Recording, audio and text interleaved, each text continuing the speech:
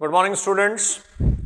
Plant breeding पादप प्रजनन आज हम शुरू कर रहे हैं और ये टॉपिक है एप्लीकेशन बॉटनी का। अनुप्रयोग वनस्पति विज्ञान के जो है उसके अंतर्गत ये पढ़ा जाता है।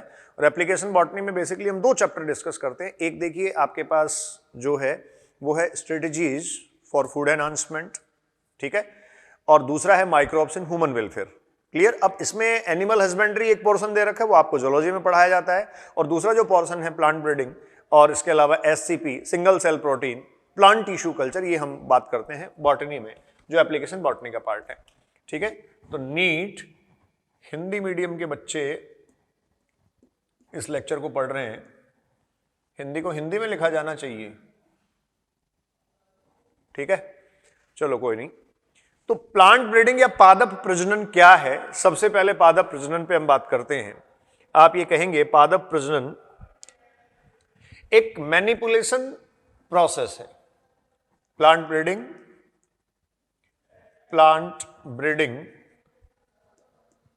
प्रक्रिया है पादप प्रजनन। पादप प्रजनन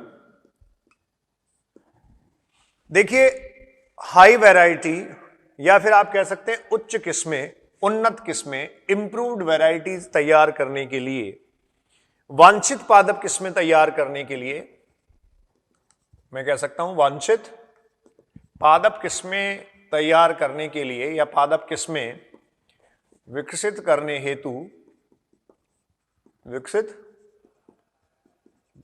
हेतु एक टेक्निक या प्रोसेस अपनाई जाती है। यह तकनीक या जो प्रक्रिया है, इस प्रक्रिया को आप प्लांट ब्रीडिंग कहते हैं। करने हेतु अपनाई गई तकनीक, या फिर आप कहेंगे ये प्रक्रिया है, और ये प्रक्रिया प्लांट ब्रीडिंग में काउंट की जाती है। बेसिकली इसको अगर इंग्लिश में मैं लिखूं तो हम ये कह सकते हैं ये प्रोसेस है प्लांट के मैनिपुलेशन की। तो यहां मैनिपुलेशन का मतलब रूपांतरण से होता है। मैनिपुलेशन ऑफ प्लांट स्पीसीज या पादप प्रजातियों का बच्चों रूपांतरण। अब इनका रूपांतरण क्यों किया जाता है? तो आप ये कह सकते हैं रूपांतरण इसलिए किया जाता है क्योंकि हमें वांछित पादप किस्में तैयार करनी है। आपको डिजायरेबल प्लांट वैरायटीज आपको वांछित पादप किस्में तैयार करनी है, निर्मित करनी है, इसलिए एक मैनिपुलेशन या रूपांतरण किया जाता है। ये जो मैनिपुलेशन या रूपांतरण है, ये एक तरीके से मॉलिक्यूलर और जेनेटिक टूल्स का इस्तेमाल करके, आनुवांशिक और आप ये कह सकते हैं आणविक स्तर की जो अभियांत्रिकी है उसको इस्तेमाल करके किया जा रहा है। ठीक है, पादप प्रजनन में ऑब्जेक्टिव या उद्देश्य आप देखें। ऑब्जेक्टिव्स क्या हो सकते हैं इसके? तो बच्चों ऑब्जेक्टिव या उद्देश्य अगर हम देखें तो आप ये कहेंगे सबसे पहले तो प्रोडक्शन यील्ड को बढ़ावा देना। आप कहेंगे उत्पादन लब्धि जो है, इस उत्पादन लब्धि को बढ़ाना। प्रोडक्शन यील्ड या उत्पादन लब्धि को बढ़ाना जो है वो यहां उद्देश्य होता है। मैंने ऊपर की तरफ इसमें एरो लगाया, मतलब इंक्रीज है ये फर्स्ट। इसके अलावा दूसरा आप कह सकते हैं डिजीज रेजिस्टेंट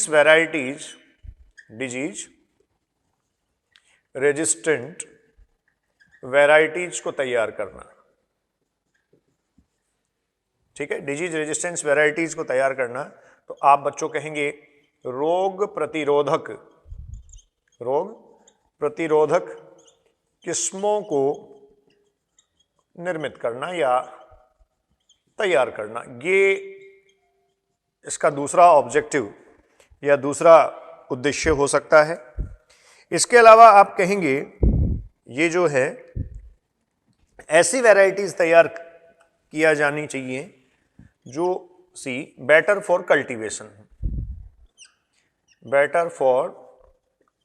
कल्टीवेशन, मतलब उगाए जाने के लिए, कल्टीवेशन के लिए बेटर हो, बेस्ट सुटेड फॉर कल्टीवेशन हो, डिजीज रेजिस्टेंस या रोग प्रतिरोधकता जिनमें हो, और उत्पादन लब्धि को बढ़ाया जा सके, ऐसी वांछित पादप किस्मों को तैयार करने के लिए स्टूडेंट्स एक मैनिपुलेशन प्लांट स्पीसीज में किया जाता है, पादप प्रजातियों में एक रूपांतरण किया जाता है, और ये जो रूपांतरण की प्रक्रिया है इसको आप कह रहे हैं पादप प्रजनन। ठीक है, तो पादप प्रजनन जो है इसके लिए पहले एक आप कहेंगे कन्वेंशनल ब्रीडिंग। एक टर्म एनसीईआरटी ने दे रखा है कन्वेंशनल ब्रीडिंग, ये एक तरीके से पारंपरिक से संबंधित है या पूर्व में जो प्रचलित है। कन्वेंशनल ब्रीडिंग जो प्रचलित प्रजनन प्रक्रम था इससे संबंधित ये है, और इसके लिए ये कहा गया कि 9000 से 11000 वर्ष पूर्व, 9000 से 11000 वर्ष पूर्व ये अस्तित्व में था या इसके प्रमाण मिले। यहां की इस कन्वेंशनल ब्रीडिंग के थ्रू कुछ एंसेंट स्पीसीज या फिर आप ये कह सकते हैं जो प्राचीन प्रजातियां हैं, उन प्राचीन प्रजातियों को बच्चों अभी भी हम जो है वो काम में लेते हैं। प्राचीन प्रजातियां उनको अभी भी काम में लेते हैं, मतलब उनके थ्रू प्लांट ब्रीडिंग का प्रोसेस या पादप प्रजनन का प्रक्रम हम संपन्न करते हैं। कन्वेंशनल ब्रीडिंग के बाद एक क्लासिकल ब्रीडिंग, एक वर्ड आपके पास आता है कन्वेंशनल ब्रीडिंग। उसके बाद अगला जो टर्म है आपके पास ये है क्लासिकल ब्रीडिंग। और जो क्लासिकल ब्रीडिंग है इसमें देखिए प्योर लाइन या शुद्ध वंशक्रम, प्योर लाइन इसको स्टूडेंट्स हम कहते हैं शुद्ध वंशक्रम। इस प्योर लाइन या शुद्ध वंशक्रम का बच्चों क्रॉस हाइब्रिडाइजेशन या फिर आप कह सकते हैं संकरण करवाया जाता है। शुद्ध वंशक्रम का संकरण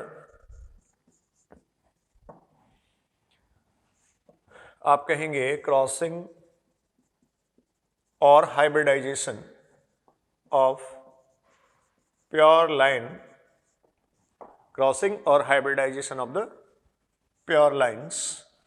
तो जो प्योर लाइन्स हैं शुद्ध वंश क्रमों का संकरण,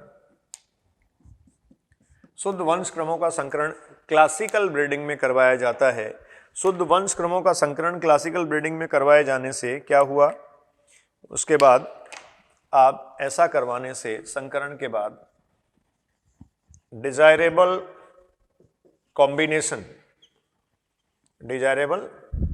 कॉम्बिनेशन जो है ये स्टूडेंट्स आप गेन कर सकते हैं, इसको आप प्राप्त कर सकते हैं। तो जो क्लासिकल ब्रीडिंग है वो बेसिकली प्योर लाइन के क्रॉसिंग पे डिपेंड करता है, या प्योर लाइन जो है उनकी क्रॉसिंग या फिर उनके संकरण पे डिपेंड करता है।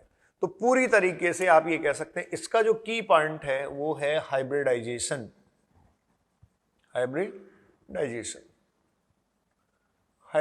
और संकरण।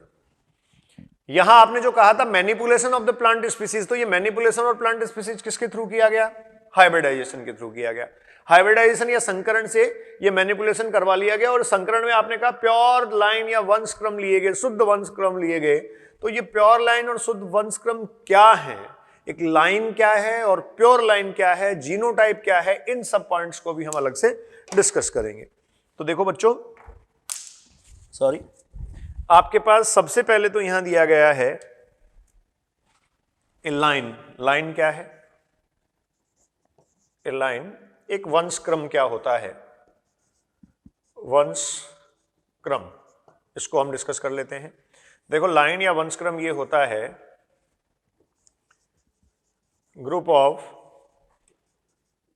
इंडिविजुअल्स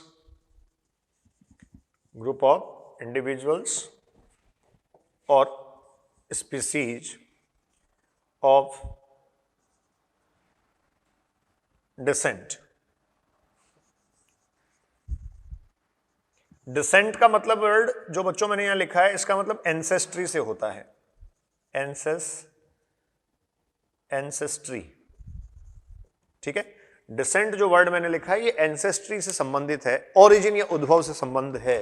अर्थात आप ये कह सकते हैं इंडिविजुअल्स या स्पीसीज प्रजातियों का समूह, प्रजातियों, या फिर आप कह सकते हैं इंडिविजुअल को व्यष्टि बोला जाता है, व्यष्टियों का समूह जिसका समान उद्भव हो, समान उद्भव हो, कॉमन ओरिजिन उसका स्टूडेंट्स हुआ हो, जिसका समान उद्भव हो, ठीक है, कॉमन ओरिजिन, एंसेस्ट्री जो है वो सिमिलर हो, तो इसको एक लाइन आप बोलते हैं। अब इसको प्योर लाइन अगर आप लिखेंगे, प्योर लाइन अगर आप लिखेंगे तो आप ये कह सकते हैं समयुग्मनजता प्रदर्शित करने वाले पादपों का समूह, होमोजाइगोसिटी, होमोजाइगोसिटी, या इसको आप कहेंगे समयुग्मनजता, ठीक है, समयुग्मनजता प्रदर्शित करने वाले होमोजाइगस फॉर्म जो हैं ये प्योर लाइन या शुद्ध वंश क्रम कहे जाते हैं। इनके मध्य संकरण करवाया जाता है, इनके मध्य क्रॉसिंग करवाई जाती है। तो जो संकरण या क्रॉसिंग इनके मध्य करवाई जाएगी, इस संकरण या क्रॉसिंग से आप ये कह सकते हैं हम क्या प्राप्त कर लेंगे, डिजायरेबल कॉम्बिनेशन, वांछित जो आप ये कह सकते हैं कॉम्बिनेशन या संगठक जो हमें प्राप्त करने हैं वो हम प्राप्त कर लेंगे। जैसे मान लीजिए कोई एक पादप किस्म है, इस पादप किस्म में उच्च उत्पादकता है, ठीक है बच्चों, इसका एक एग्जाम्पल यहां मैं मेंशन कर रहा हूं। ऑब्जेक्टिव्स आपने लिख ही लिए हैं, इसको हटा देता हूं। प्लांट ब्रीडिंग या पादप प्रजनन आप पढ़ रहे हैं। देखिए टॉपिक इंफॉर्मेटिव है, बिल्कुल इसमें इंफॉर्मेशंस, सूचनाएं हैं, थोड़ा सा आपको यहां मोनोटोनस ही रहना पड़ेगा। यहां हम कह रहे हैं क्रॉसिंग और हाइब्रिडाइजेशन, हाइब्रिडाइजेशन देखो इसको बिल्कुल एक बेसिक के साथ हम समझते हैं। आपने कहा प्योर लाइन लेने हैं, शुद्ध वंशक्रम लेना है, तो एक उच्च उत्पादक किस्म है, high production variety, high production variety या फिर आप कह सकते हैं उच्च उत्पादन किस्म है। और दूसरा डिजीज रेजिस्टेंट, डिजीज रेजिस्टेंट या फिर आप कह सकते हैं रोग प्रतिरोधक, रोग प्रतिरोधक किस्म है, ठीक है। तो ये जो हाई वैरायटी, उच्च उत्पादक किस्म और उच्च उत्पादक किस्म के साथ साथ आपके पास क्या है, रोग प्रतिरोधक किस्म, इन दोनों के बीच क्रॉस करवा दो, ठीक है। ये बेसिकली आपने कहा क्या है, शुद्ध वंशक्रम, pure line, pure line, pure line, ठीक है।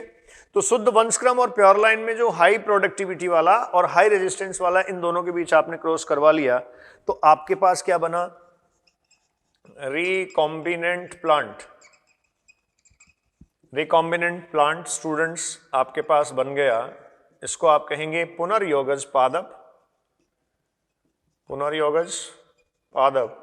और ये जो पादप आपके पास बना है, इसमें ये दोनों आप ये कह सकते हैं डिजायरेबल कैरेक्टर्स प्रेजेंट होंगे। उच्च उत्पादकता व रोग प्रतिरोधकता, इसमें क्या प्रेजेंट होगा, उच्च उत्पादकता, और साथ में आप कह सकते हैं वह रोग प्रतिरोधकता, इसमें स्टूडेंट्स प्रेजेंट होगी। उच्च उत्पादकता व रोग प्रतिरोधकता जो है वो यहां प्रेजेंट होगी। उच्च उत्पादकता और रोग प्रतिरोधकता की जो स्थिति है वो यहां आपको मिल जाएगी। तो ये क्रॉसिंग और हाइब्रिडाइजेशन है। तो एग्जैक्टली जो क्लासिकल ब्रीडिंग आप पढ़ रहे हैं, क्लासिकल प्लांट ब्रीडिंग जो पढ़ रहे हैं, उसमें एग्जैक्टली यही किया जा रहा है कि जो प्योर लाइन्स हैं, उन प्योर लाइन्स की क्रॉसिंग करवाई जा रही है।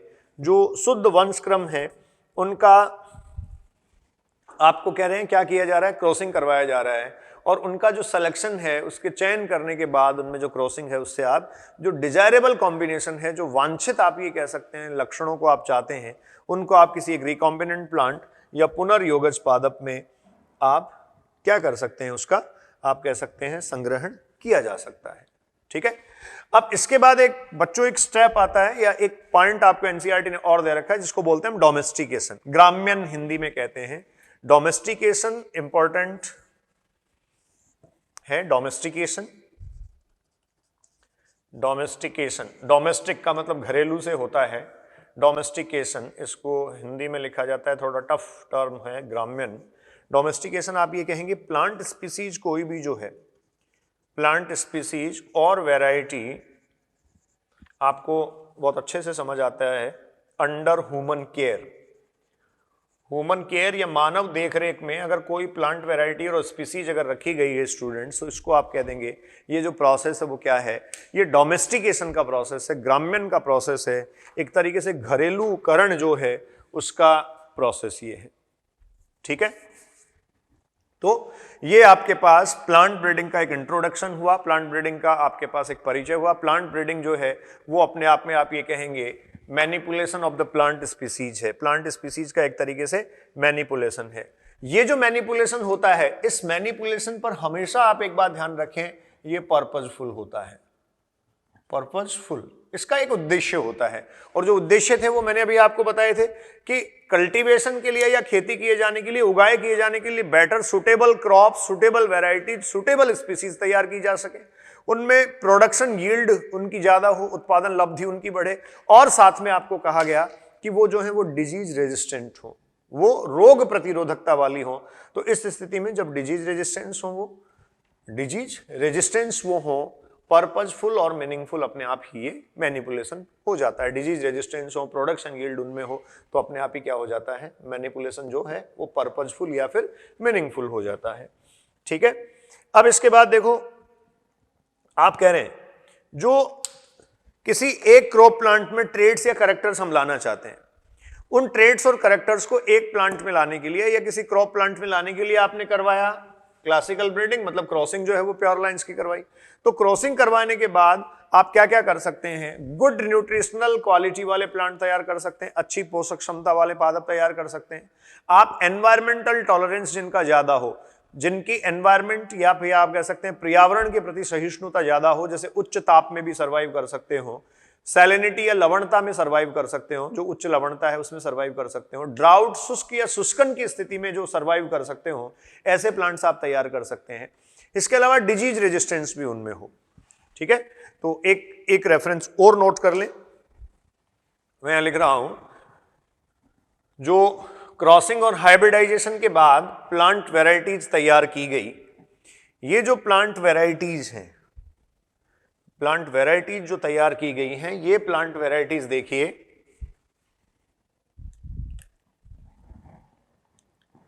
आप कहेंगे डिजायरेबल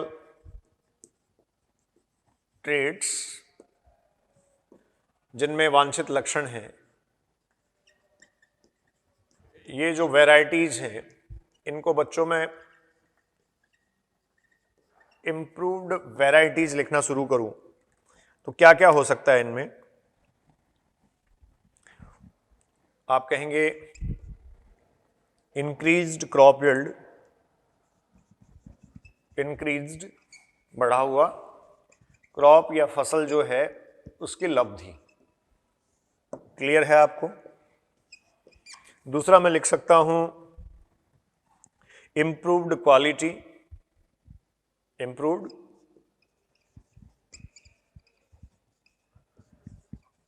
क्वालिटी, ठीक है, इंप्रूव्ड क्वालिटी। तीसरा स्टूडेंट्स मैं लिख सकता हूं increased environmental tolerance, increased environmental tolerance. ये देखिए पर्यावरण सहिष्णुता है, पर्यावरण के प्रति सहिष्णुता की स्थिति पादपों की हो या क्रॉप की हो। इस सहिष्णुता में स्टूडेंट्स 3-4 बातें हैं, salinity, extreme temperature and drought. क्या क्या है इसमें, देख लो आप इनको। एक,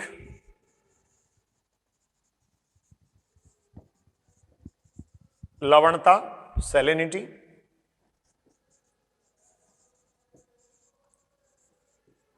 हाई टेम्परेचर, उच्च ताप, उच्च ताप वाली स्थिति हो, उच्च तापमान हो, इनके प्रति भी ये सहिष्णु होते हैं। और इसके अलावा एक स्टूडेंट्स आपको दिया गया है ड्राउट। ड्राउट को आप लिखते हैं शुष्कन। इस शुष्कन वाली स्थिति में भी जो है वो ये सरवाइव कर सकते हैं। फिर देखिए resistant to pathogen, resistant to pathogen, रोग कारकों के प्रति आप ये कह सकते हैं प्रतिरोधकता इसमें हो। और ये रोग कारक क्या हो सकते हैं? प्लांट्स में आप जानते हैं वायरसेज भी डिजीज कोज करते हैं, वायरसेज, बैक्टीरिया और बेसिकली फंजाई, ये डिजीज कोज करते हैं। तो इन रोग कारकों या पैथोजेंस के प्रति जो है वो सहिष्णुता या क्या होना चाहिए? टॉलरेंस। ठीक है, तो ये एक तरीके से आपके पास आप कहेंगे जो डिजायरेबल ट्रेड्स और लक्षणों युक्त हम इंप्रूव्ड वेराइटीज प्राप्त करते हैं, जो उन्नत किस्में हम प्राप्त करते हैं, उन उन्नत किस्मों को प्राप्त किए जाने के साथ साथ ये उनमें स्पेसिफिकेशन या ये विशिष्टीकरण हम किसी एक क्रॉप प्लांट में ले आते हैं। इन विशिष्टीकरण की सहायता से ही हम जो है वो क्या कर पाते हैं? इन विशिष्टीकरण की सहायता से ही हम एग्जैक्टली वहां डेवलपमेंटल प्रोसेस, जो मतलब प्लांट ब्रीडिंग का डेवलपमेंटल प्रोसेस अपना है, उसको कंटिन्यू कर पाते हैं। अब देखिए ये प्लांट ब्रीडिंग प्रोसेस जो है वो बहुत सारे स्टेप्स में होता है। तो अगला आपको टॉपिक लिखना है, ये मैं सब हटा रहा हूं, स्टेप्स फॉर प्लांट ब्रीडिंग। जो प्लांट ब्रीडिंग है उसमें कुछ स्टेप्स हैं, उसमें बच्चों को कुछ आपको स्टेप्स दिए गए हैं। ये स्टेप्स या चरण सबसे पहले आपको मेंशन करने हैं और उनके बाद हम इनको डिस्कस कर लेंगे। ये पूरा प्लांट ब्रीडिंग आपका एग्जैक्टली हो जाएगा। इंट्रोडक्शन के साथ साथ इसमें जितना एनसीईआरटी ने लिखा है उस सारे कंटेंट को भी हम डिस्कस कर लेंगे। ठीक है, तो आप टाइटल लिखें स्टेप्स फॉर प्लांट ब्रीडिंग। पादप प्रजनन हेतु जो चरण हैं, उन चरणों की विस्तृत व्याख्या हम यहां करेंगे, उनकी बात हम करेंगे। चरण, steps, steps for plant breeding. तो देखिए स्टेप्स, चरण जो है इसके, सबसे पहले आप कहेंगे collection of the variabilities. Collection of variabilities, collection of the variabilities. जो वेरिएबिलिटीज हैं, विभिन्नताएं हैं, परिवर्तनशीलता भी इसको कहा जा सकता है। परिवर्तनशीलता, बेसिकली स्टूडेंट्स इसको कहा जा सकता है विभिन्नताएं। इन विभिन्नताओं का और परिवर्तनशीलताएं जो हैं इनका क्या किया जाएगा? एग्जैक्टली संग्रहण। ठीक है, इनका संग्रहण किया जाएगा। और जो संग्रहण है इसको आप काउंट करते हैं germ plasm collection. Germ plasm collection. और जो जर्म प्लाज्म कलेक्शन है, ये जर्म प्लाज्म कलेक्शन क्या है? जनन द्रव्य संग्रहण। इस जनन द्रव्य संग्रहण में देखो क्या किया जाएगा? कलेक्शन ऑफ एंटायर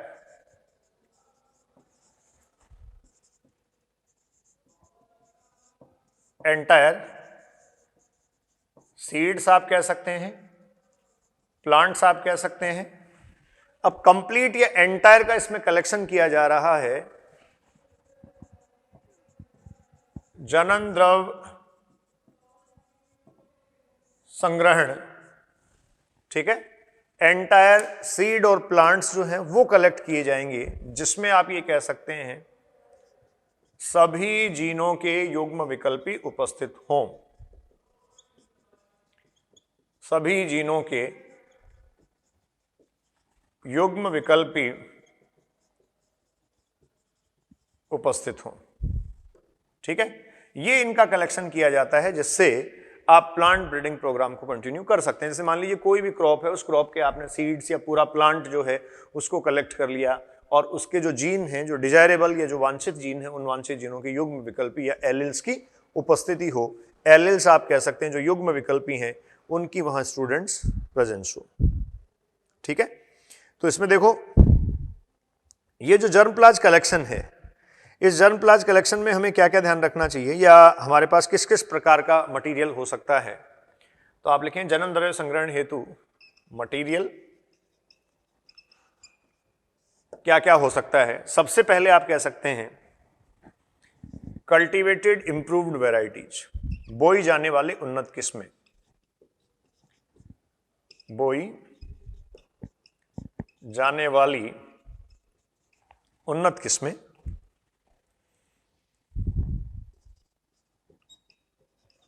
उन्नत किस्में, कल्टीवेटेड इंप्रूव्ड वेराइटीज, क्लियर। दूसरा आप कह सकते हैं वो उन्नत किस्में जो बहुत अधिक नहीं बोई गई हैं, उन्नत किस्में जो अधिक प्रयुक्त नहीं हुई हैं, अधिक प्रयुक्त नहीं हुई हैं,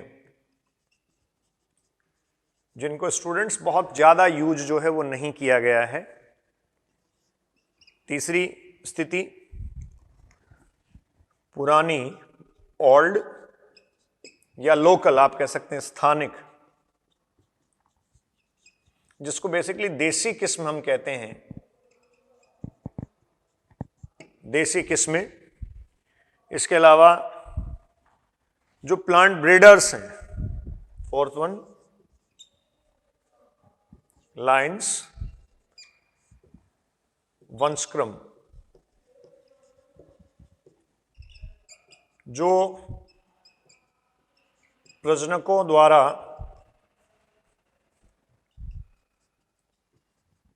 निर्मित की गई हो, ठीक है, ये हो सकते हैं लाइन्स। और finally wild species related to the crop plants या क्रॉप स्पीसीज, फसलों से संबंधित वाइल्ड स्पीसीज या जंगली प्रजातियां, जंगली प्रजातियां ये बच्चों काम में ली जा सकती हैं। मतलब जो मटेरियल हम जर्मप्लाज्म या कलेक्शन के लिए काम में लेते हैं उनमें ये हो सकता है, इसको प्रेफर किया जाना चाहिए, इसको ज्यादा से ज्यादा काम में लिया जाना चाहिए। उसके बाद जो जनक आपने चुने हैं, सेकंड फर्स्ट स्टेप आपने लिखा germplasm collection, collection of the variabilities, ठीक है, जनकों का चयन, जनकों का चयन व मूल्यांकन। आप कहेंगे जो पेरेंट्स हैं उन पेरेंट्स का सिलेक्शन एग्जैक्टली होगा और सिलेक्शन के साथ साथ स्टूडेंट्स उनका इवैल्यूएशन होगा। तो सिलेक्शन और इवैल्यूएशन में इसमें क्या है, आप कहेंगे देखो एनसीईआरटी ने लिखा है कि जो जर्मप्लाज्म है उसको इवैल्यूएट किया जाना चाहिए, उसका मूल्यांकन किया जाना चाहिए, जिससे कि जो प्लांट है उसमें डिजायरेबल कॉम्बिनेशन ऑफ कैरेक्टर्स को आइडेंटिफाई किया जा सके। ये मूल्यांकन क्यों किया जाता है, मूल्यांकन क्यों किया जा रहा है, तो आप लिखें डिजायरेबल कैरेक्टर्स के कॉम्बिनेशन को, कैरेक्टर्स के कॉम्बिनेशन को आइडेंटिफाई किया जा सके, कॉम्बिनेशन को पहचाना जा सके। मतलब आपने पेरेंट सेलेक्ट किया है जिनके बीच आप क्रॉस करवा रहे हैं, जैसे मान लीजिए ए और बी आपने पेरेंट सेलेक्ट किए, तो सिलेक्शन तो आपने कर लिया, लेकिन इनका सिलेक्शन आपने क्यों किया है, तो उसका मूल्यांकन करने से आपको पता लगेगा कि वहां आपने जो सेलेक्ट किए हैं उनमें डिजायरेबल कैरेक्टर्स या वांछित जो लक्षण हैं उनकी उपस्थिति है, ठीक है। अब चयन आपने कर लिया, तो थर्ड आप लिखें चयनित जनकों के मध्य, चयनित जनकों के मध्य संकरण। देखो सबसे इंपॉर्टेंट ये पॉइंट है इसका, कैरेक्टरिस्टिक इवेंट आप इसको कह सकते हैं। आप कह सकते हैं cross hybridization among selected parents, cross hybridization among selected parents. जो सेलेक्टेड पेरेंट्स हैं उनके बीच आपको क्या करवाना है, क्रॉस हाइब्रिडाइजेशन का प्रोसेस करवाना है। देखो बच्चों, इसके लिए एनसीईआरटी लिखती है कि आप क्या करेंगे, जिनमें वांछित लक्षण उपस्थित हैं उनको दो डिफरेंट प्लांट जो पेरेंट प्लांट हैं, जनक हैं, उनको क्या करेंगे आप क्रॉस के लिए लाएंगे। जैसे किसी में हाई प्रोटीन क्वालिटी है और दूसरा जो है वो रेजिस्टेंस रखता है। जैसे पहले मैं एग्जांपल बता चुका हूं, एक मान लीजिए ए है आपके पास, इसमें हाई प्रोटीन है, और जो बी है इसमें स्टूडेंट्स आप कहेंगे डिजीज रेजिस्टेंट है या रेजिस्टेंस है, रोग प्रतिरोधकता है। इन दोनों का क्रॉस आप करवाइए। वो कह रहा है ऐसा करवाने पर क्या होगा, ये पॉसिबल होगा, ये संभव है कि क्रॉस हाइब्रिडाइजेशन के बाद में जो पेरेंट प्रोड्यूस करें, वो नया हाइब्रिड जो बने, वो डिजायरेबल कैरेक्टर्स को एक प्लांट में कंबाइन करे। ठीक है, तो यहां से देखिए इन दोनों के क्रॉस से जो रिकॉम्बिनेंट प्लांट बनेगा, रिकॉम्बिनेंट प्लांट बनेगा, ये रिकॉम्बिनेंट प्लांट जो है वो डिजायर्ड कैरेक्टर्स को या फिर वांछित लक्षणों का समावेश करता हो। तो पॉसिबली एक वर्ड लिखा है, संभवतया, तो इसका मतलब कंफर्म तो नहीं है कि क्रॉस करवाते रहे आप, कंफर्म नहीं है कि डिजायर्ड कैरेक्टर्स मिले। तो आप ये कह सकते हैं हंड्रेड्स और थाउजेंड्स, सैकड़ों हजारों जब रिपीट करवाए जाते हैं तब किसी एक क्रॉप प्लांट में या एक पर्टिकुलर प्लांट में आपको क्या मिलेंगे, डिजायरेबल कैरेक्टर्स का combination. Possibly desired characters combination in one crop plant, combination in one crop plant, desired characters combination in one crop plant, किसी एक क्रॉप प्लांट में डिजायर्ड कैरेक्टर कॉम्बिनेशन रख दिया जाता है। ठीक है, तो ये स्टूडेंट्स देखिए, जो डिजायर्ड कैरेक्टर्स कॉम्बिनेशन है किसी एक क्रॉप प्लांट में, वो लाने के लिए क्या करवाया गया, हाइब्रिडाइजेशन करवा लिया गया। अब यहां एनसीईआरटी बहुत क्लियरली ये बात मेंशन कर रही है। क्या मेंशन किया गया है स्टूडेंट्स, ये लिखा गया है also it is not necessary, यह आवश्यक नहीं है कि जो हाइब्रिड्स हैं, जो संकर किस्म बनती हैं, ये जो रिकॉम्बिनेंट प्लांट है, ये रिकॉम्बिनेंट को क्या कह सकता हूं मैं, ये संकर निर्मित हुआ है, हाइब्रिड या संकर निर्मित हुआ। तो ये कह रहा है कि जो संकर निर्मित होता है, ठीक है, यूजुअली या सामान्यतया ऐसा होगा कि केवल एक जो है वो हंड्रेड्स और थाउजेंड में से डिजायरेबल कॉम्बिनेशन को होल्ड करेगा, सैकड़ों और हजारों में से कोई एक जो होगा वो डिजायरेबल कैरेक्टर्स को होल्ड करेगा, और उसी रिकॉम्बिनेंट को हम क्या कर लेंगे, चूज कर लेंगे आगे की प्रक्रिया के लिए। तो अगला स्टेप इसका आता है selection and testing of superior recombinants, जो फोर्थ है, ये फोर्थ आएगा students, selection and testing for superior recombinants, superior recombinants. ठीक है, जो आप कहेंगे प्रभावी पुनर्योगज हैं, इन श्रेष्ठ पुनर्योगजों का चयन आपको करना है। श्रेष्ठ पुनर्योगजों का चयन व परीक्षण, इनका चयन कीजिए और इनका परीक्षण कर लीजिए। चयन करने का मतलब क्या हुआ कि जो सुपीरियर रिकॉम्बिनेंट्स हैं, उन सुपीरियर रिकॉम्बिनेंट्स में वो एग्जैक्टली डिजायरेबल कैरेक्टर्स प्रेजेंट हैं या नहीं है, इस बात का एग्जैक्टली यहां क्या किया जाता है, फाइनलाइज इसको किया जाता है। और वो जो सुपीरियर रिकॉम्बिनेंट्स है, अब देखो उनमें लगातार आप ये कह सकते हैं खूब सारे स्टेप्स जो हैं वो सेल्फ पॉलिनेशन के या स्व परागण के परफॉर्म करवाए जाते हैं।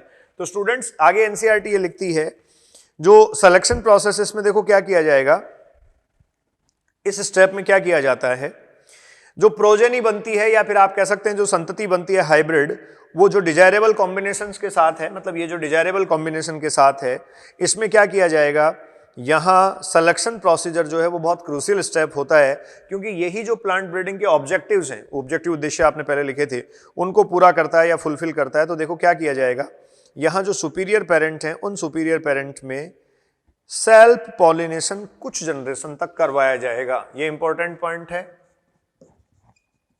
Self pollination for several generations, self pollination for several generations,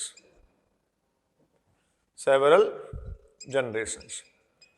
अब several generations तक आप कहेंगे सेल्फ पॉलिनेशन का प्रोसेस करवाया गया, तो उससे क्या होगा? उससे आप ये कहेंगे, इससे बेनिफिट ये होगा कि जो कैरेक्टर्स हैं वो प्रोजेनी में सेग्रीगेट नहीं होंगे। मतलब इनमें जो कैरेक्टर्स प्रेजेंट हैं they will not segregate in progeny. आप कहेंगे संतति में कैरेक्टर्स या लक्षण का सेग्रीगेशन या पृथक्करण नहीं होगा, नहीं होगा। देखिए इससे पहले जो एम्ब्रियोलॉजी आपने पढ़ी है, एम्ब्रियोलॉजी में जो एपोमिक्सिस हम पढ़ते हैं, आपने कहा था वहां हाइब्रिड सीड्स की बात हमने करी थी, और जो हाइब्रिडाइजेशन है उसके थ्रू हाइब्रिड सीड्स आपने जो बना लिया, आपने कहा कि हाइब्रिड सीड्स जो है वो हाइब्रिड नहीं रहते, उनको नेक्स्ट ईयर फिर से तैयार करना पड़ेगा, तो अगले साल फिर से उनको प्रोड्यूस करना पड़ेगा, तैयार करना पड़ेगा। उसका रीजन क्या है? एनवायरमेंटल फैक्टर्स का इन्फ्लुएंस है। आसपास की जो हवाएं हैं, आसपास की जो फिजाएं, एनवायरमेंट है, वातावरण है, वो क्रॉस पोलिनेशन को प्रमोट करवा रहा है। अब क्रॉस पोलिनेशन को आप प्लांट में रोक नहीं सकते, परपरागण की प्रक्रिया हो रही है, तो वहां विभिन्नताओं का समावेश हो जाता है। तो वो जो हाइब्रिड प्लांट है, जो हाइब्रिड क्रॉप आपने कल्टीवेट की है, वो नेक्स्ट ईयर जब अपना प्रोजेनी या प्रोडक्शन देगा, उसमें संतति में जो गुण या कैरेक्टर्स हैं, उन कैरेक्टर्स का सेग्रीगेशन जो है वो स्टूडेंट्स हो जाएगा, पृथक्करण हो जाएगा उनका। अब अगर सेग्रीगेशन नहीं करवाना है, मतलब सेम प्लांट आपको जनरेट करना है या वो की वो प्रोजेनी आपको बनानी है, तो आप हाइब्रिडाइजेशन के बजाय एपोमिक्सिस पे जाएं, एपोमिक्टिक सीड्स बनाएं। ऐसा एम्ब्रियोलॉजी में आपने पढ़ा था। तो संतति में जो कैरेक्टर्स हैं उनका सेग्रीगेशन नहीं होगा, ये आप कह सकते हैं, सेग्रीगेशन नहीं होता है। इसका ये बेनिफिट है, इसलिए सेल्फ पॉलिनेशन जो है वो बच्चों को करवाया जाता है। अब फाइनल आपके पास है testing, release and commercialisation of new cultivars. Final step है इसका selection, testing,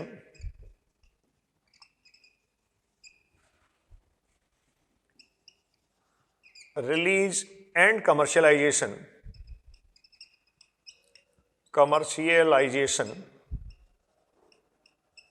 of new cultivars, of new cultivars.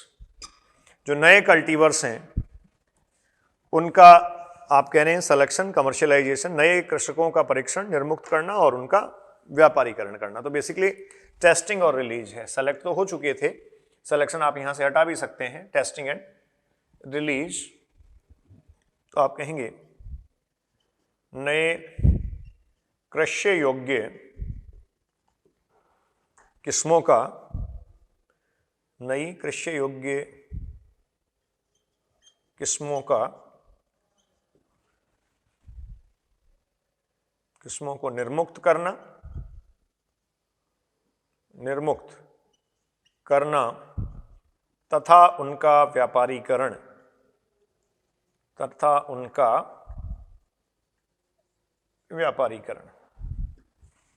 ठीक है, कमर्शियलाइजेशन। ये एग्जैक्टली लास्ट स्टेप है। देखो एनसीईआरटी इसमें लिखती है बच्चों, जो न्यूली सेलेक्टेड या नए चयनित जो लाइन हैं, जो वंश क्रम प्राप्त कर लिए गए हैं, उनका मूल्यांकन किया जाता है। अब देखिए उनमें जो है वो कुछ ट्रेड्स और क्वालिटी जो है उनका कॉम्बिनेशन हम करवा के लाए हैं, क्योंकि हमारा ऑब्जेक्टिव यही था, इसीलिए हमने प्लांट ब्रीडिंग का प्रोसेस कंप्लीट किया है। ये जो है ये इवैल्यूएशन या मूल्यांकन जो है, मतलब रिलीज करने से पहले जो उनका मूल्यांकन होगा, ये मूल्यांकन आप कह सकते हैं अंडर रिसर्च और रिसर्च फील्ड्स में या अंडर कंट्रोल साइंटिफिक ऑब्जर्वेशन में होता है। उसमें प्रॉपर उसको न्यूट्रिशन दिया जाना, प्रॉपर उसकी इरिगेशन या सिंचाई करना, ये सब सम्मिलित हैं। और उसके बाद में जो है वो आइडल फर्टिलाइजर्स, मतलब आइडल फर्टिलाइजर्स दिए गए, आइडल न्यूट्रिशन दिया गया, आइडल इरिगेशन या सिंचाई की गई। उसके बाद आप ये कहेंगे उसकी जो परफॉर्मेंस है उनको रिकॉर्ड किया जाता है, देखा जाता है, और मैनेजमेंट प्रैक्टिसेस जो हैं वो परफॉर्म की जाती हैं। और उसके बाद में ये जो इवैल्यूएशन या मूल्यांकन है, उसके बाद में आप ये कह सकते हैं उसको स्टूडेंट्स रिलीज कर देते हैं फार्मर्स फील्ड के लिए। यहां कम से कम 3 सीजन जो है उसको ग्रो करवाया जाता है। लीस्ट ग्रोइंग टाइम उसका क्या है? जैसे तैयार आपने करवा ली, उसके बाद में कम से कम 3 सीजन, लीस्ट ग्रोइंग सीजन, कम से कम उगाई जाने वाली जो सीजन्स हैं वो कितनी हैं? कम से कम 3 सीजन्स के लिए आप ये कह सकते हैं इनको उगाया जाता है, और फिर उसके बाद में फाइनली इसको रिलीज कर दिया जाता है। अब जब 3 सीजन के लिए इसको उगाया जा रहा है, तो ऐसा भी नहीं है सिर्फ कि एक ही जगह पे कल्टीवेट कर लिया गया हो। आप ध्यान रखें, जैसे मान लीजिए गेहूं की नई किस्म तैयार की गई, तो इसको तैयार करते ही आपको ध्यान में ये रखने की बात है कि 3 सीजन तक उसको ग्रो करवाया जाए। लेकिन जो वीट ग्रोइंग रीजन्स हैं भारत के, कंट्री के, उन कंट्री के वीट ग्रोइंग रीजन्स या मेजर वीट ग्रोइंग रीजन्स में सब में ग्रो करवा के देख ली जाए, क्योंकि सब में आप ग्रो करवाएंगे तभी एनवायरमेंटल रेजिस्टेंस का पता लगेगा, डिजीज रेजिस्टेंस जो है उसका तभी पता लगेगा।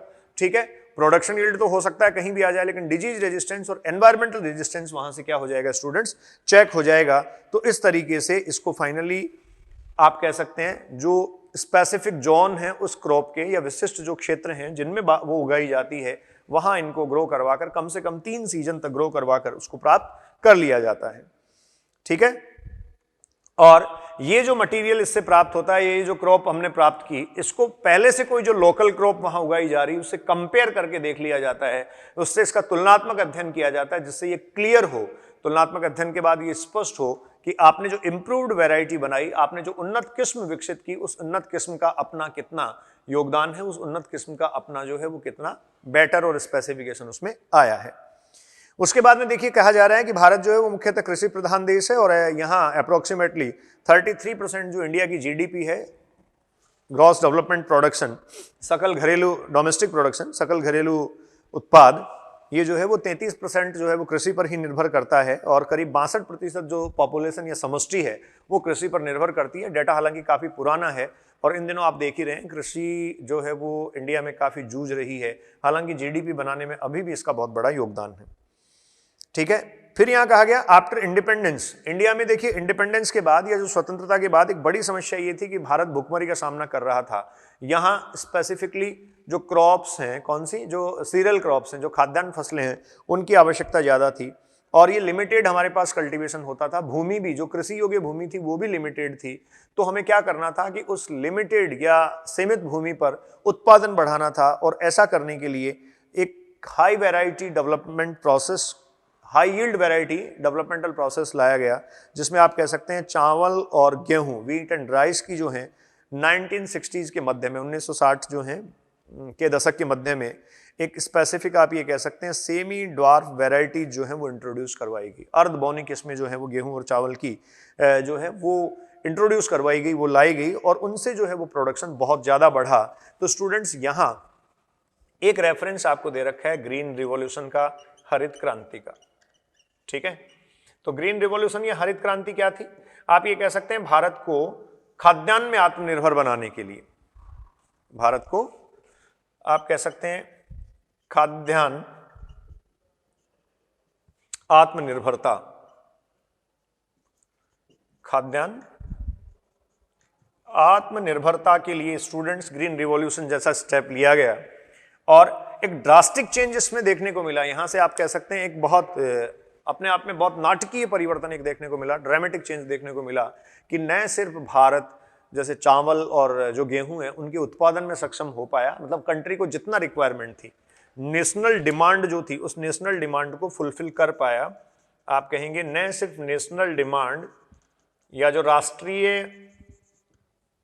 आवश्यकता थी, उसकी डिमांड थी, न सिर्फ उसको पूरा कर पाया बल्कि एक्सपोर्ट करने में भी हम जो है वो क्या हो पाए, सफल हो पाए, हम जो है वो इसका निर्यात भी कर पाए। तो यहां देखो ग्रीन रिवॉल्यूशन से जोड़ा गया है। आपको कुछ वेराइटीज दे रखी हैं, जैसे मेज एक आपको दिखा रखा है, इसके अलावा सोनालिका दे रखा है और पी दे रखा है 1542, सोनालिका गेहूं है, 1452 मटर की किस्म है और ये मेज एक मक्का आपको दे रखा है। ठीक है, तो इसमें देखो वीट और राइस के कुछ डेटा दिए गए हैं, शुगर केन गन्ने का दिया है एक आपको और एक मिल्ट्स का दिया है जो प्लांट ब्रीडिंग के इंट्रोडक्शन के साथ ही हम कंप्लीट कर लेंगे। तो देखो आपको दिया गया कि जो 1960 से 2000 तक का एक समय था, डेटा है पूरी तरीके से आपके सामने लिखा हुआ है। इसमें जो भारत में वीट का या गेहूं का जो उत्पादन था वो 11 मिलियन टन से 75 मिलियन टन तक हो गया। तो आप देखो 64-65 मिलियन टन एग्जैक्टली 40 सालों में ये बढ़ा। किसके कारण बढ़ा? ग्रीन रिवॉल्यूशन, हरित क्रांति के कारण बढ़ा। डॉक्टर नॉर्मन मेयर जो है, डॉक्टर नॉर्मन बोरलॉग जो हैं वो हरित क्रांति के जनक कहे जाते हैं और भारत में हरित क्रांति के जनक कहे जाते हैं professor M S. Swaminathan. Professor M S. Swaminathan को भारत में हरित क्रांति का जनक कहा जाता है। ठीक है, दूसरा राइस के लिए आपको दे रखा है कि जो चावल है उनका 35 मिलियन टन से उत्पादन बढ़कर 89.5 मिलियन टन हो गया और ये जो है वो सेमी ड्वार्फ वैरायटी जो व्हीट और राइस की जो अर्ध बोनी किस्में, सेमी ड्वार्फ वैरायटी आप याद रखें, ये पूछ लिया जाता है, semi dwarf variety of wheat and rice, semi dwarf varieties students किसकी, व्हीट और राइस की जो सेमी ड्वार्फ वैरायटीज हैं उनके कारण ये प्रोडक्शन जो है वो बढ़ पाया और भारत खाद्यान्न में आत्मनिर्भर हो पाया, आत्मनिर्भरता खाद्यान्न में प्राप्त कर पाया। ठीक है, इसके लिए दिया गया आपको जो नॉर्मन ई बोरलॉग हैं, international centre for wheat and मेज इंप्रूवमेंट इन मैक्सिको, ये आपको याद रखने हैं सारे, international centre for the development of the wheat and मेज, ठीक है, ये मैक्सिको में है। यहाँ सेमी ड्वार्फ वैरायटीज डेवलप की गई। 1963 में जो है वो सोनालिका और कल्याण सोना जो है वो जो उच्च उत्पादन वाली रोग प्रतिरोधकता वाली किस्में थी उनको भारत के जितने सारे गेहूं उत्पादक क्षेत्र थे उनमें इंट्रोड्यूस करवाया गया। तो सोनालिका और कल्याण सोना यहाँ इंपॉर्टेंट हैं जो ग्रीन रिवॉल्यूशन के दौरान भारत का गेहूं में उत्पादन या खाद्यान्न आत्मनिर्भरता में बड़ा योगदान बनाती हैं। उसके बाद डिजीज रेजिस्टेंस वैरायटी और उच्च उत्पादन या हाई प्रोडक्टिविटी वाली ये वैरायटीज इंट्रोड्यूस करवाए जाने के बाद आप कहेंगे जो राइस या चावल है उसका IR8 जो है वो स्टूडेंट्स एक राइस की वैरायटी या चावल की वैरायटी डेवलप करवाएगी। ये international rice research institute IRRI Philippines में विकसित किया गया था, वो मैक्सिको में विकसित किया गया और ये फिलीपींस में विकसित किया गया था। ठीक है, इसके अलावा ताइचंग नेटिव फर्स्ट, ये ताइवान में विकसित किया गया और ये जो डेरिवेटिव्स हैं वो 1966 में इंट्रोड्यूस करवा दिए गए जो अपने आप में अधिक उत्पादकता वाली सेमी ड्वार्फ वैरायटीज जया और रत्ना जो थी वो भी डेवलप कर ली गई थी। बाद में जया और रत्ना जो है वो डेवलप कर ली गई। इससे पहले आपको दिया गया IR18 और जो ताइचुंग नेटिव है ये ताइवान में विकसित कर ली गई थी। ठीक है, तो इस तरीके से ये इंप्रूव्ड वैरायटीज आपको व्हीट और राइस की स्टूडेंट्स दे रखी है। उसके बाद देखिए शुगर केन का दे रखा है, तो शुगर केन की गन्ने की दो किस्में हैं, एक शुगर केन बारबेरी है, एक शुगर केन ऑफिसिनेरम है। ठीक है, तो उसको देखो स्टूडेंट्स, यहां मैं ब्रीफ कर रहा हूं जो शुगर केन बारबेरी और शुगर केन ऑफिसिनेरम। ठीक है, शुगर केन का एग्जाम्पल आपको दे रखा है, शुगर केन गन्ना, एक आपके पास किस्म है शुगर केन बारबेरी और दूसरी किस्म आपके पास है sugar cane officinarum.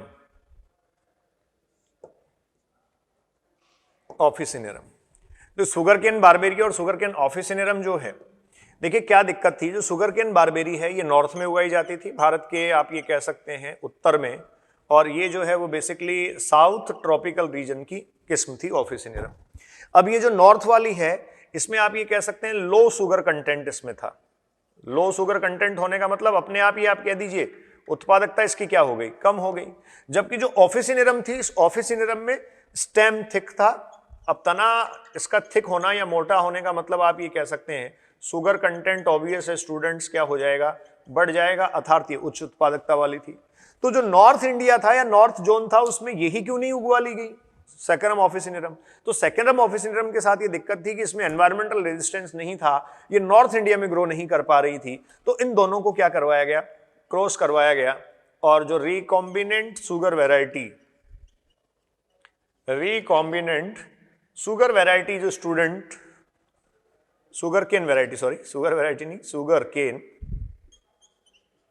Recombinant sugar cane variety जो ऑब्टेन की गई, जो प्राप्त की गई, वो क्या थी, मोटे स्टेम वाली, आप कह सकते हैं थिक स्टेम या मोटे तने वाली, जिसमें शुगर कंटेंट या शर्करा की मात्रा भी अधिक हो और जिसमें एनवायरमेंटल रेजिस्टेंस या फिर आप कह सकते हैं पर्यावरणीय प्रतिरोधकता भी उपस्थित हो, वो प्राप्त कर ली गई। तो इस प्रकार से शुगर केन जो सेकेरम बारबेरी और सेकेरम ऑफिसिनेरम है उससे सक्सेसफुली आप ये कह सकते हैं क्रॉस करवाकर एक डिजायरेबल क्वालिटीज वाली, एक वांछित गुणों वाली किस्म को विकसित किया गया, जिसको नॉर्थ इंडिया में भी उगाया जा सका। उसके बाद स्टूडेंट्स मिल्ट्स आपको दे रखे हैं, जैसे मेज, ज्वार और बाजरा, ये जो हाइब्रिड या संकर एक तरीके से आप कह सकते हैं खाद्यान्न है। मेज, ज्वार और बाजरा जो संकर खाद्यान्न है उनकी बात की जा रही है यहाँ। सक्सेसफुली इनको भी इंडिया में डेवलप कर लिया गया और इनकी हाई यील्डिंग वैरायटी जो रेजिस्टेंट और वाटर स्ट्रेस वैरायटी वगैरह प्राप्त कर ली गई। तो इन जितनी सारी वैरायटीज आपको दे रखी है, आगे इस चैप्टर में इनका टेबुलेशन दे रखा है। इस लेक्चर 112 में, फर्स्ट लेक्चर में हमने प्लांट ब्रीडिंग या पादप प्रजनन की जो विधि है, उस पादप प्रजनन की विधि का एक इंट्रोडक्शन पढ़ा है, एक परिचय आपने पूरा पढ़ा है, बेसिक थीम उसकी क्या है वो आपने डिस्कस किया है। इसके अलावा प्लांट ब्रीडिंग प्रैक्टिसेस जो हैं, प्लांट ब्रीडिंग को परफॉर्म करवाए जाने के लिए आपने कहा था ये अपने आप में एक पर्पजफुल मैनिपुलेशन है, ठीक है। आप ये कह सकते हैं कि एक उद्देश्यपूर्ण जो है वो रूपांतरण है, परिवर्तन है प्लांट स्पीसीज का, जिसमें जेनेटिक टूल्स को इस्तेमाल किया जाता है, जिसमें मॉलिक्यूलर टूल्स को इस्तेमाल किया जाता है, ठीक है। और ऐसा करने से हम जो है वो डिजायरेबल कैरेक्टर्स को या डिजायरेबल ट्रेड्स को, जो वांछित गुण और लक्षण हैं, उनको किसी एक क्रॉप प्लांट में, एक फसली पादप में प्राप्त कर सकते हैं।